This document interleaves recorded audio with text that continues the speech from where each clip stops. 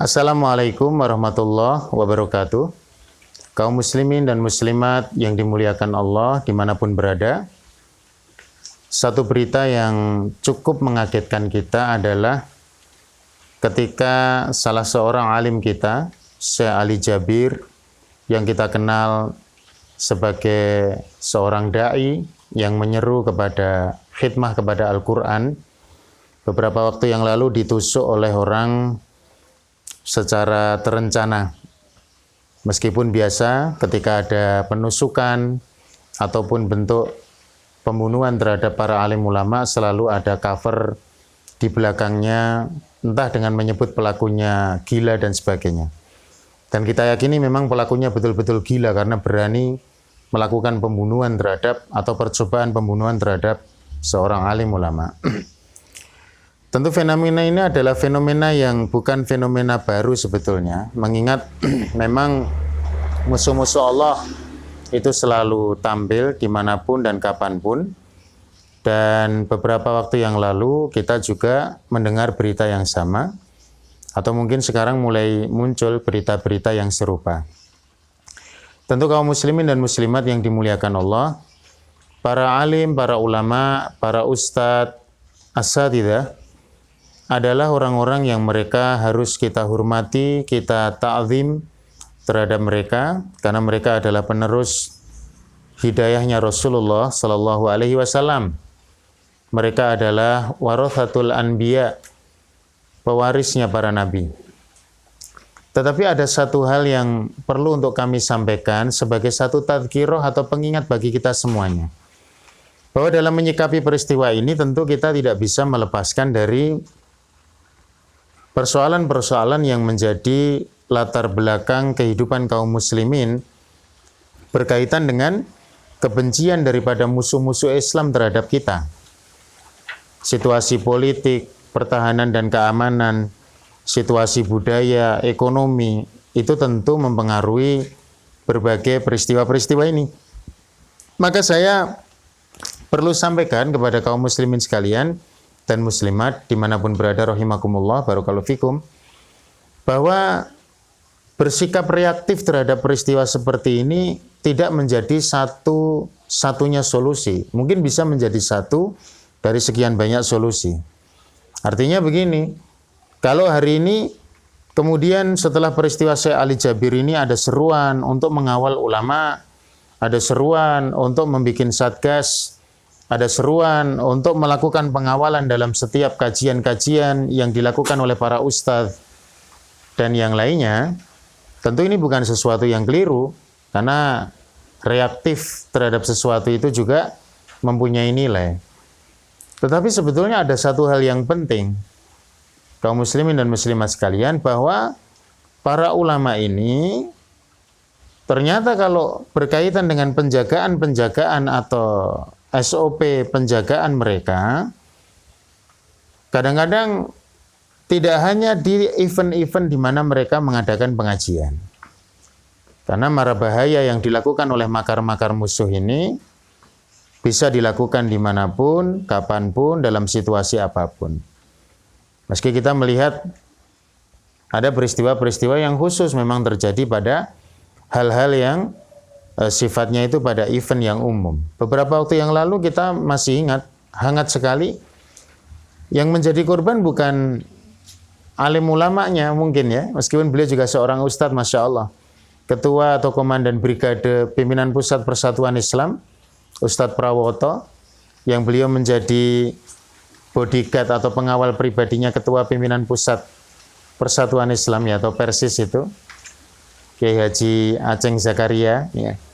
Ini ternyata menjadi korban pembunuhan juga. Padahal kalau melihat kapasitas yang dituduh atau yang disinyalir sebagai pembunuh itu, tetangganya sendiri atau orang terdekatnya itu, kapasitasnya tidak cukup untuk melakukan pembunuhan terhadap Ustadz Prawoto yang dia seorang ketua atau Komandan Brigade Pimpinan Pusat Persatuan Islam dengan kapasitasnya, mungkin kemampuan bela dirinya dan sebagainya. Jadi memang persoalannya bukan kita reaktif ya. Dan biasanya kalau sifatnya reaktif ini kadang-kadang tidak istiqomah, tidak permanen. Dulu begitu kan? ada kejadian ulama dibunuh, rame-rame orang mereaksi. Tapi juga tidak bisa istiqomah sampai kemudian terjadi peristiwa-peristiwa yang mengikuti di belakang hari.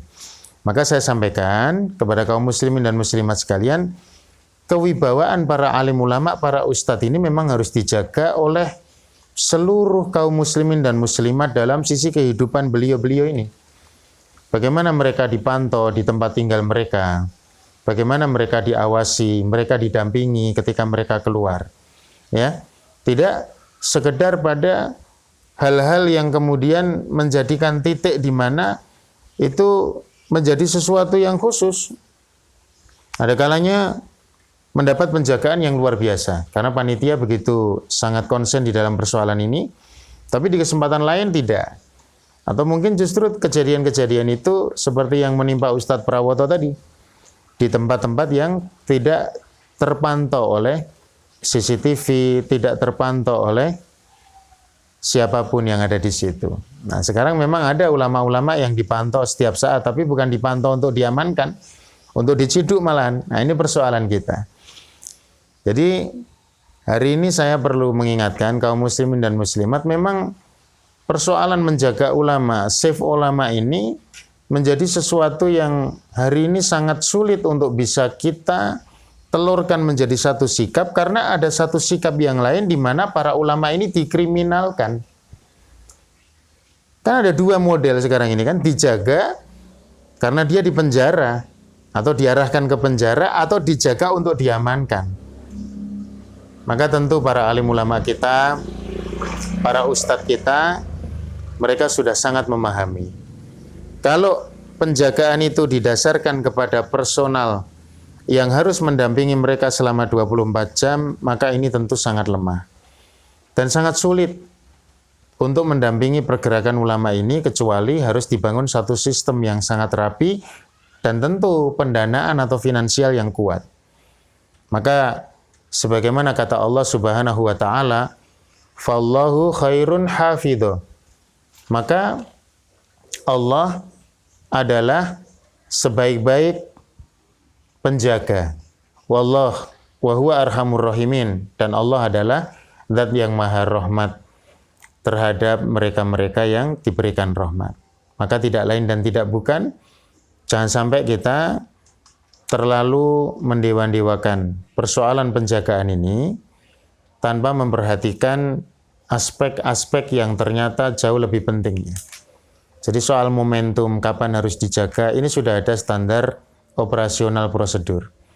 Tetapi apa dan bagaimanapun, faktanya kebutuhan para alim ulama kita, para ustadz kita terhadap penjagaan dengan adanya peristiwa yang menimpa Syekh Ali Jabir ini belum bisa di-cover oleh satgas khusus atau pasukan khusus. Tetapi sangat mungkin untuk di-cover oleh kaum muslimin semuanya dengan pemantauan-pemantauan secara terukur terhadap keberadaan para alim ulama ini di dalam kehidupan mereka. Maka mari kita tumbuhkan kecintaan kepada para ustadz kita, para alim ulama kita yang tidak lain dan tidak bukan, mereka adalah orang-orang yang menyampaikan risalah ajaran Rasulullah Sallallahu Alaihi Wasallam. Semoga Allah Subhanahu wa ta'ala senantiasa menjaga alim ulama kita, alim ulama Rabbani, yang mereka menyampaikan ilmu Allah secara jujur, yang mereka menyampaikan kebenaran, yang mereka tidak terbuai dengan harta, dengan dunia, sehingga kemudian malah justru akan merendahkan aspek keulamaan mereka ini atau derajat keulamaan mereka ini. Semoga bermanfaat. Save ulama. Allahu Akbar. Assalamualaikum warahmatullahi wabarakatuh.